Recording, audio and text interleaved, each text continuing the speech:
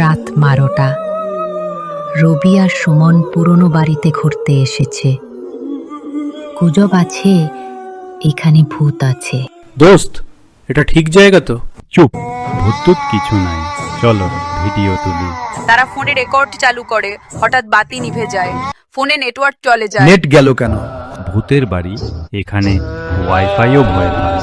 তখন ফোনে দেখা যায় নিউ ওয়াইফাই ফাউন্ড, ভূত আন্ডারস্কোর 5G আন্ডার ফ্রি ইটি। এইটা কানেক্ট করব?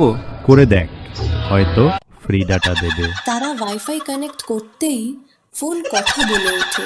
স্বাগতম আমার নেটে, এখন তোমার সব ছবি আমার কাছে।